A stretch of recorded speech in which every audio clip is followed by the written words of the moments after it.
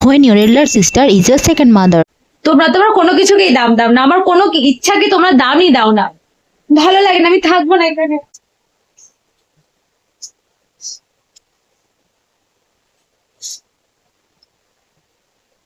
কি রে, ভাত না খেয়েই চলে এলি? খাবো না আমি, নিয়ে চলে যা। দেখ, খাবারের উপর রাগ করে তো এমনিতেও কিছু হবে না, তার থেকে একটা কাজের কাজ বলি। আমার একটা বন্ধু আছে যে কিন্তু গিটারিস্ট, ও কিন্তু ভালো গিটার শেখায়।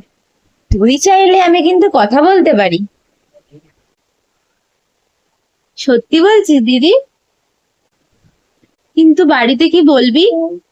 আরে তুই চাপ নিস না, মা বাবাকে আমি ঠিক ম্যানেজ করে নেবো। এবার খুশি তো? ঠিক আছে, নে এবার খেয়ে নে, হ্যাঁ কর।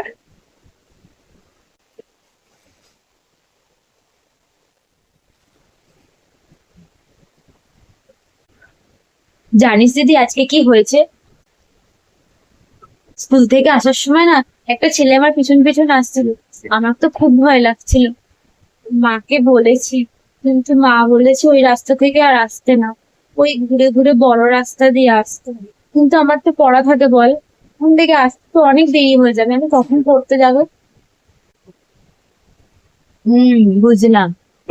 তোর ব্যাগের সেকেন্ড চেনে দেখবি একটা পেপার স্প্রে রাখা আছে, অনেকদিন আগে গেছিলাম, তুই মনে হয় ভুলে গেছিস। আর এনে এইটা রাখ, পরদিন থেকে কেউ কিছু বললে, কি কিছু করলে এটা তোর কাজে আসবে। আর হ্যাঁ, নিজেদের সেফটি নিজেদেরকেই করতে হবে আগে, তারপর যদি কেউ কিছু বলে তারপর আমি দেখছি। ঠিক আছে? এই দিদি একটু শাড়িটা পরে দে না, মাকে বললাম মা কাজ করছে, একটু দে না।